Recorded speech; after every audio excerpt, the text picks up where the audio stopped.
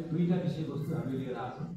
खास गरी जिल्ला प्रशासन कार्यबाट दैनिक सेवा प्रवाह हुने विषयमा अहिले प्रस्तुतिकरण भयो र अहिले जुन हाम्रो समाजमा देखिएको एकदम जटिल समस्या छ लागु दुर्व्यसनको त्यसको नियन्त्रणका लागि हाम्रो भूमिका आफ्नो समस्या छ के गर्नुपर्छ सहकारी कसरी गर्ने त्यस्ता विषयहरूमा यहाँको सुझाव संकलन गर्छौँ र केही जिज्ञासा छ भने जिज्ञासा पनि सुन्छौँ र त्यसलाई कतिपय विषयहरू यहाँ हामीले जवाफै दिएर नै समाधान गर्नुपर्ने विषयहरू हुन्छ, कतिपय विषयहरू हामीले त मनन ग्रहण गरेर सुधार गर्नुपर्ने विषयहरू हुन्छ।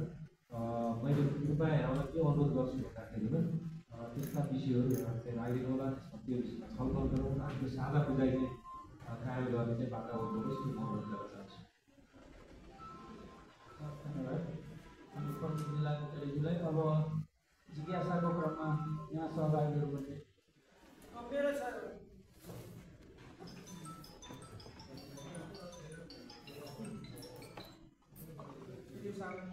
नमस्कार, सम्पूर्ण नमस्कार। म कपिलदेव महतो, म दुर्भाग्य भनौँ या सौभाग्य, अब लागु औषध नियन्त्रण सम्बन्धी कार्यक्रम थियो है, तर म अहिले राजविराज गएको थिएँ। सेवा प्रवाह सम्बन्धी मलाई जिज्ञासा राख्नुपर्ने छ होइन। संयोगले म अहिले घरबार विहीन भएको अवस्थामा छु। त्यो सेवा प्रवाह सम्बन्धीमा र फेरि सिडिओ साहबलाई एसपी साहबलाई भनौँ कि जहाँ हामी बसेका छौँ त्यो फेरि मेरै घर हो भन्ने जस्तो मलाई लाग्छ, किनकि यो जग्गा मैले प्रदान गरेको यो भवन बनाउनलाई हो।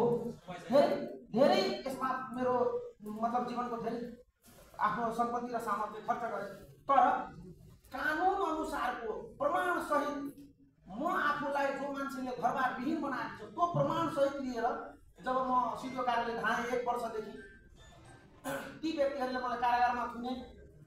यो सेवा सम्बन्धी म अघिल्लो सिडिओ साहबबाट दौडिएँ, त्यसपछि एसपी कार्यालय दौडिएँ। त्यहाँ नजिक सेवा पाउनको लागि अब त्यहाँ नजिक बिचको माध्यम मान्छे खोजिरहनु पर्ने।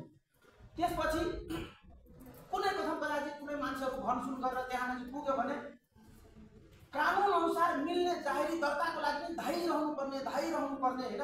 त्योबाट म के भने सर यति पीडित भएको छु। त्यसपछि हाम्रो एसपी साहब, नयाँ एसपी साहब आउनुभयो, बल्ल बल्ल बल्ल बल्ल उहाँको पालामा अलिकति मेरो यो होइन कपिलजी आउनुहोस्, हाम्रो जाहेर कानुन अनुसारको काम तपाईँको हुन्छ भनेर भन्नुभयो। त्यो कानुन अनुसारको काम अगाडि त बढ्यो, त्यो कानुन अनुसारको बढ्दा पनि अब त्यही हो, कानुनको कहीँ लुप होल छ। त्योमा एसपी साहबले सर मेरो मलाई जो मान्छेले घरबार विहीन बनाएको ती मान्छेहरू फलान ठाउँमा छन्, पत्र के अरे अहिले 70 मा छन्। लु कपिलजी आधा घन्टा भयो उहाँले पत्र 70 पठाएर मान्छे झिकाइदिनु भयो। अर्को मान्छे यहाँ लाहानमा छ, मैले देखाएर आएँ यसरी कि यो मान्छे हो सर, यो मान्छे हो भनेर। त्यो मान्छे देखाइसकेपछि पुलिसले के भन्यो, तपाईँ जानुहोस्, अब यो मान्छेलाई समातेर हामी प्रहरी कार्यालय लान्छौँ। म एकछिनमा प्रहरी कार्यालय पुगेँ, त्यो मान्छे त ती नजिक छोडेर मान्छे ल्याउनै सकिएन भनेर। र ती मान्छेहरू म पीडित भएको छु सर है भन्नलाई मेरो। र फेरि अर्को भाष्य के निर्माण भइदियो, म अरूलाई देखाउन सक्छु। यस्तो संस्थालाई मैले जम्मा जमी, धर्मशालालाई, स्कुललाई, मन्दिरलाई जम्मा जमी 4वटा संस्थालाई मैले जग्गा दिएँ। तर मसँग अहिले म मेरो काका काकीको घरमा अहिले बसिरहेको छु, मेरो आफ्नै बस्ने घर छैन। भएका जग्गा जमिनहरू ब्याङ्कमा छन् होइन। र कुनै समस्याले गयो न्यायिक समितिमा उपमेयर साहबलाई निवेदन एउटा जाहेर गरे। निवेदन जाहेर गरेको त्यो मान्छेलाई यहीँ छ 0 माइल बजारमा, त्यहाँबाट मान्छे यहाँ आएन। ऊ मान्छेले त उपमेयर साहबलाई हामीलाई सबैलाई मुद्दा हाल्दैछ। अहिले उनीहरूमा अहिले उपमेयर साहबले नै पढाउनु भएको थियो, हामी उहाँबाट तारिख लिएर आउँदैछौँ, नगरपालिकाकै गाडी लाग्यो भन्न खोजेको। यो कार्यक्रम सुने त्यहाँ तारिख लिएर दौडेर अहिले न्यायपालिकाको अध्यक्ष उहाँ चौधरी हुनुहुन्छ, अधिकृत उहाँहरू हामीसँगै अहिले आउँदैछौँ। मेयर साहबलाई फोन गरेँ होइन, कार्यक्रममा हुनुहुन्छ, कम्तीमा सिडिओ साहब एसपी साहब हुनुहुन्छ, तपाईँको गुनासो राख्ने कुरो राख्नु भनेर भन्नुभएको छ। म पीडित छु, मेरो कानुनले मिल्ने सहयोग मलाई गरिपाउँ भन्ने मेरो निवेदन छ। अरू पनि साथीहरूको जिज्ञासा होला। धन्यवाद। धन्यवाद उहाँ जिज्ञासालाई। अब यसै क्रममा अब जिज्ञासाहरू सम्पन्न गर्ने क्रममा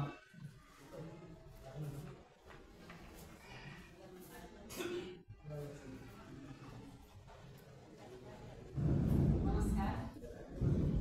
सर्वप्रथम त कार्यक्रम गर्नुपर्ने कार्यक्रम हो जुन नेपाल सरकारको यो 3 महिने अभियानको रूपमा बाटो सञ्चालन सम्बन्धीको यो चैत 22 गतेबाट जो सुरु भएको अभियान यो हुनु पनि पर्छ। हामी देश सरकारका संस्थाहरूले गरि पनि रहेका छौँ। अलिकति मलाई यो कार्यक्रम आफ्नो प्रभावकारी कार्यक्रम भइरहेको अवस्था छैन। यसलाई प्रभावकारिता गर्नको लागि चाहिँ हरेक ठाउँबाट लाग्नुपर्ने आवश्यकता हामीलाई लागिरहेको छ।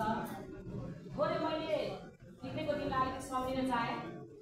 जुन हामीले सिरामा 21 गते चैतको दिन बसेर एउटा यो 3 महिने अभियानलाई कसरी यो सिरा जिल्लाभरिमा प्रत्येक पालिकामा पुगेर कार्यक्रम गर्ने भनेर एउटा समन्वय भनौँ न सहकारी सङ्घ संस्था सरकारवाला निकायहरू बसेर छलफल गरियो। त्यहाँ तय पनि भएको थियो। त्यस पश्चात अब पश्चिम पालिकाहरूमा सिरा जिल्लाकै धनगढी पश्चिमपट्टि पालिकामा चाहिँ कहाँ भयो म लिन सकिनँ, मलाई जानकारी पनि भएन। आज धनगढी नगरपालिकामा आइपुग्दा ठ्याक्कै 1 महिना भएछ क्या। सिरामा हामीले बिहान 7 बजे प्रारम्भ गरेको यो अभियानको कार्यक्रम ठ्याक्क यहाँ धनगढीमा आउँदाखेरि 1 महिना ठ्याक्कै भएछ। 22 गते सुरु गरेको थियौँ हामीले, आज ठ्याक्कै 1 महिना भएछ। मैले के भन्दाखेरि त्यतिखेर पनि कार्यक्रम कसैले पनि एक्लै प्रभावकारी बन्न सक्दैन। यो कुरा 100% प्रत्येक व्यक्तिले प्रत्येक सरकारका व्यक्तिले यसलाई चासो दिएन, यो हाम्रो सही कुरालाई अगाडि उठाएन भने समाजमा परिवर्तन हुँदैन। त्यो भएको हिसाबले त्यो दिन पनि कार्यक्रममा कुनै मौका पनि पाइएन। हिसाबलाई नै मैले भन्नुपर्छ कुनै पनि संस्थासँग जोडेर कार्यक्रम गरेछ भने त्यहाँको संस्थाको नाम जरुरी पनि हुन्छ। अहिलेसम्मको हाम्रो सिकाइ त्यही कुरा छ, त्यो दिन पनि भएन। त्यसपछि हाम्रो संस्थाले पनि यो दुर्व्यसन सम्बन्धी नियन्त्रण सम्बन्धी चाहिँ 3टा नाकाहरूमा माडरमा भगवान ठुलोपट्टि मैले सडक नाटक गर्ने भनेर हामीले कुरा पनि गरेका थियौँ। तर यो बिचमा कुन कार्यक्रम कहाँ भइरहेछ हामीलाई पनि जानकारी भइरहेको अवस्था छैन। आज 1 महिनापछि फेरि यस कार्यक्रममा आउँदाखेरि मलाई थोरै दुःख पनि लागेको छ। केही छैन र पनि समय सान्दर्भिक यो कुराहरू यहाँ भइरहेको छ।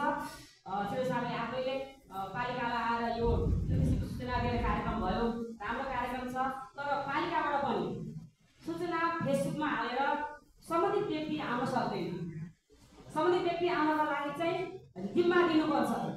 कुन ठाउँबाट कुन व्यक्तिलाई ल्याउने, बेसीभन्दा बेसी सहभागिता कसरी गराउने र यो कार्यक्रममा प्रभावित गराएर चाहिँ त्यो ठाउँमा चाहिँ यो मेसेज जाओस्। यहाँ आएको व्यक्ति सबैलाई म हेरिरहेको छु, यो नसुन्ने त कोही पनि छैन, यो बारेमा नबुझ्ने कोही पनि छैन। मलाई लागेको म बाटो गरेर खोजेको होइन, बुझ्ने व्यक्ति त मात्रै छौँ। यहाँ नगरपालिकाको कर्मचारी 90% हामी यहाँ छौँ। बाँकी संस्थाको हेर्दाखेरि पत्रकार महोदयहरू हुनुहुन्छ, 1 जना 2 जना फाल्टो मान्छे पुरै नगरपालिका मात्रै छैन।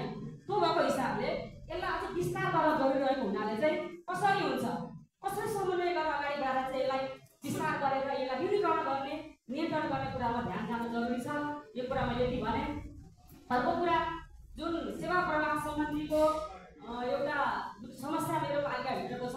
एउटा महिलाको यी धनगढी नगरपालिका 10 नम्बरकै हुनुहुन्छ उहाँको ससुराको पनि वंश नातेता छ, सासूको पनि वंश नातेता छ, श्रीमानको पनि वंश छ, ससुराको पनि वंश, आमाको पनि वंश, बुवाको पनि वंश छ।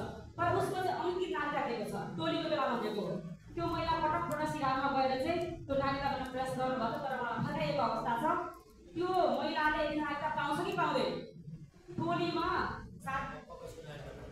उसको सास ससुराको पनि वंश छ, श्रीमानको पनि वंश छ, आमा बुवाको पनि वंश छ। तर त्यो महिलाको नानीता चाहिँ अलिकति दिएको छ क्या। त्यो भएको हिसाबले चाहिँ त्यो नानीता बन्छ कि बन्दैन, बन्छ भने कामजुस म लिएर छिटो कार्य आउँछु। त्यो भएको हिसाबले चाहिँ त्यहाँनिर ध्यान जाओस् भन्नु खोजेँ मैले। अब यो नानीता विषयमा कुरा गरिरहँदाखेरि मसँग नानीता छ, मलाई नानीता खासै असर पर्दैन।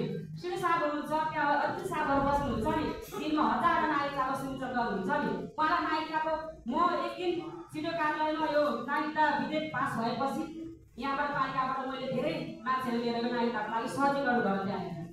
म 8 बजेदेखिको 6 बजीसम्म त्यहाँ बस्दाखेरि त्यो अलिक साहबले के भन्नुभयो, म्याडम मलाई यो सिग्नेचर गर्ने बेलामा 1000 गरे दिनमा 500 गरेर भिडको हिसाबले। तर मेरो लागि खासै केही त होइन नि। तर जुन व्यक्ति नागरिकता नपाएर वञ्चित भएर भौतारी गरेको छ, सेवा सुधार पाएको छैन, नेपाली नागरिक हुन पाएको छैन, त्यसको लागि ठुलो कुरो हो भन्नुभएको थियो क्या। त्यो हिसाबले यसलाई सबै तरिकाले सोचेर चाहिँ संशोधन गरोस् भन्न चाहन्छु। धन्यवाद। धन्यवाद। सेवा प्रवाह यस कार्यक्रम सम्बन्धी पनि आफ्नो जिज्ञासा राख्नुभयो। अब जिज्ञासा सङ्कलन गर्ने क्रममा यहाँ सहभागीहरूमध्ये कसरी जिज्ञासा छ भने राख्नुहोला। अब हजुरहरूले वडामा काम गर्दाखेरिमा धेरै यस्ता समस्याहरू जस्तो मेडमले राख्नु बनाएको छ त्यस्तै समस्याहरू भेटिरहनु भएको छ। जनतासित फेस पनि हजुरहरूले गर्नुपर्छ, फ्रन्टलाइनमा हजुरहरू हुनुहुन्छ। त्यो हामीमा यहाँबाट सिफारिस गर्नुहुन्छ, जिल्ला प्रशासन कार्यालयमा आएर देखिरहेको हुँदैन। त्यो दिनानुदिनको दुःख पाइरहेको हुन्छ, भेटिरहेको हुन्छ। त्यहाँबाट पनि कुरा नबुझेर विभिन्न प्रक्रियामा हालिन्छ। प्रक्रिया पुरा गरिसकेपछि पनि नागरिकता नपाएको हुन्छ।